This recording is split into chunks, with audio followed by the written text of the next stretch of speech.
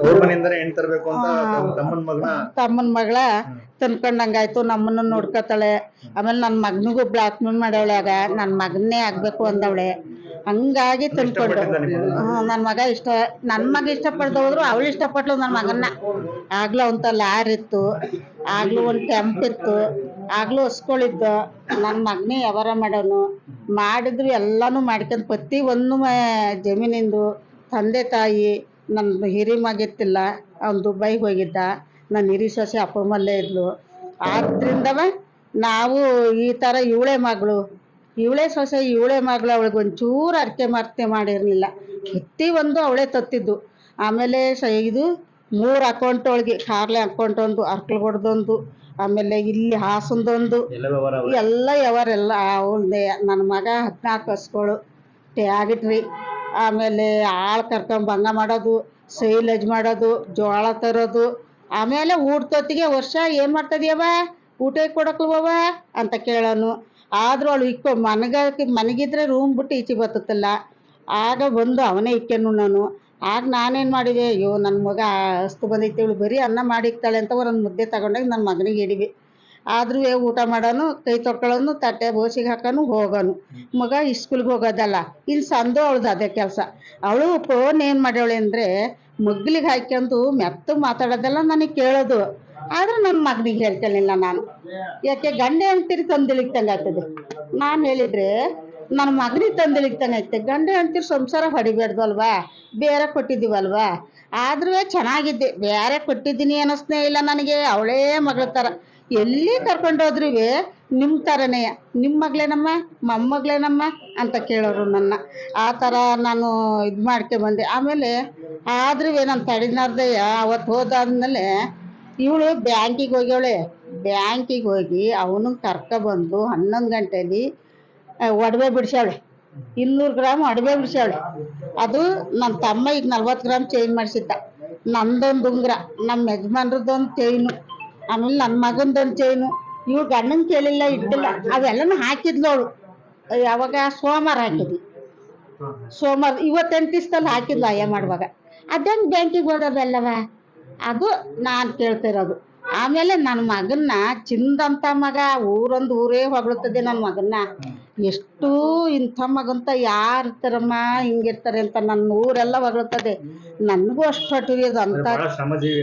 ಅಯ್ಯೋ ವಸಿ ಮಾಡಿ ಯಾರು ಆ ಥರ ನನ್ನ ಮಗನಿಗೆ ಹೊಟ್ಟೆ ಎಷ್ಟು ಗಾತ್ರ, ಕೈ ಕಾಲು ಕಂಬ ಎಲ್ಲ ಅಷ್ಟು ಗಾತ್ರ ಇತ್ತು.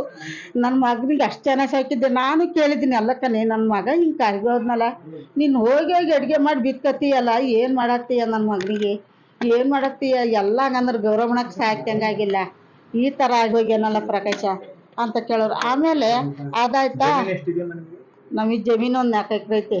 ಎಲ್ಲ ಅಡಿಕೆ ತೋಟ ಮಾಡಿದ್ದೀವಿ. ಇವನಿಗೆ 2 ಎಕರೆ, ಹಿರಿ ಮಗನಿಗೆ 2 ಎಕರೆ ಕೊಟ್ಟಿದ್ದೀವಿ. ಎಲ್ಲ 200 ಗ್ರಾಮ್ ಚಿನ್ನ ಎಲ್ಲ ಪೂರ್ತಿ ತಗೊಂಡೋಗ್ಯಾವಳು.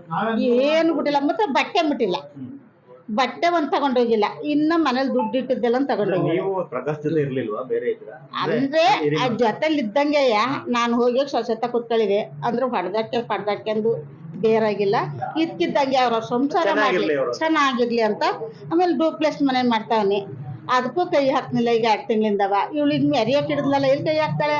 ಪೂರ್ತಿ ಅವಳಿಗೆ ತಂದು ಕೊಡೋಣಲ್ಲ. ದುಡ್ಡ ಒಂದು 5 ಲಕ್ಷ, ಇವನೊಂದು 3 ಲಕ್ಷ. 3 ಲಕ್ಷ ಅಲ್ಲಿಗೆ 7 ಲಕ್ಷ ದುಡ್ಡು ತಗೊಂಡೋಗ್ಯಾಳೆ ಇದಪ್ಪ ಬಂದಾಗ. Cash cash ತಗೊಂಡೋಗ್ಯಾಳೆ.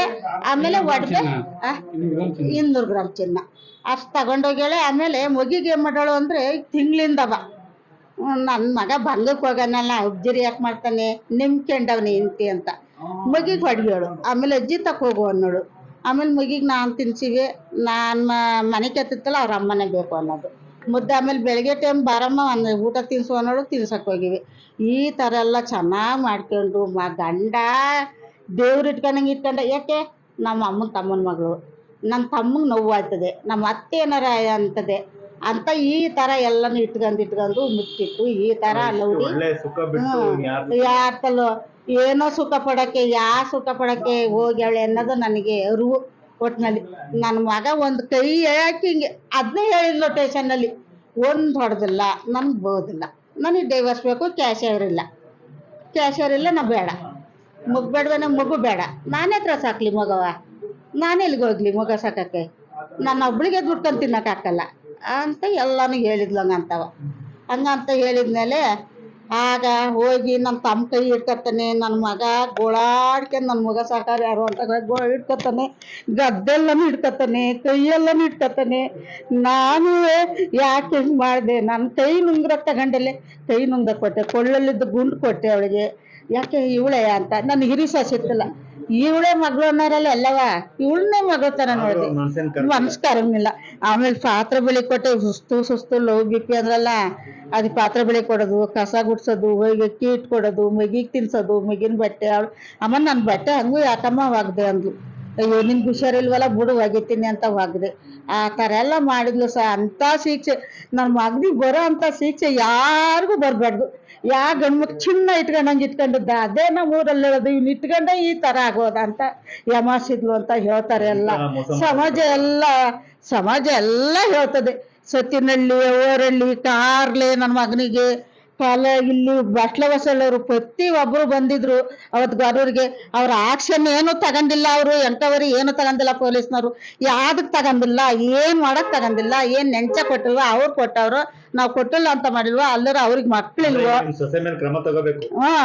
ಸೊಸೆ ಮೇಲೆ ತಗೋಬೇಕು ತಾನೇ. ಅವ್ರು ಯಾಕೆ ತಗೊಂಡಿಲ್ಲ, ಅವ್ರಿಗೆ ಮಕ್ಳಿಲ್ವಾ, ಅವ್ರಿಗೆ ಮರಿ ಇಲ್ವಾ, ಅವ್ರೇನ್ ಸಂಸಾರ ಮಾಡ್ತಾ ಇಲ್ವಾ, ಅವ್ರೇನು ಗಂಡ ಹೇಳ್ತಿರಲ್ವಾ, ಅವ್ರಿಗೆ ಮಕ್ಳಿಗೆ. ನಾನು ಲೈನ್ ಹಂಗೆ ಕೇಳಿದೆ, ನಿನ್ಗೇನ್ ಮಕ್ಳಿಲ್ವಾ, ಯಾಕೆ ನೀನು ಈ ತರ ಬಾಕ್ಲ ಮಾಡ್ತಾ ಇದೀಯ, ಅವಳನ್ನೇಕ ಅವಳಿಗೆ ಹಿಂಸೆ ಕೊಡ್ತೀಯ ಅಂತ. ಸತ್ತ ಹೋಗ್ಲಿ ಅವತ್ತು ಬೇಕಾರೆ. ಅವ್ರು ಯಾಕೆ ಹಂಗ್ ಮಾಡಿದ್ರು, ಗಂಡ ಇದ್ದಂಗೆ ಇನ್ನೊಂದು ತಪ್ಪಲ್ವಾ, ಯಾಕೆ ಮಾಡಿದ್ರು? ಇಂಥ ಹೆಣ್ಮಕ್ಳ ಮಗೈತೆ 6 ವರ್ಷದ್ದು, ಇವ್ರು ಮಾಡೋಣ ಅಂದ್ರೆ ಏನು, ಅವ್ರು ಕೇಳ್ಬೇಕಾಯ್ತಾನೆ. ಇವ್ರು ಅವ್ರು ಎಷ್ಟಾದ್ರು ಆಗೋಗಿತ್ತ ಹೋಗಮ್ಮ ಅಂದ್ರೆ ಏನರ್ಥ ಅದಕ್ಕೆ?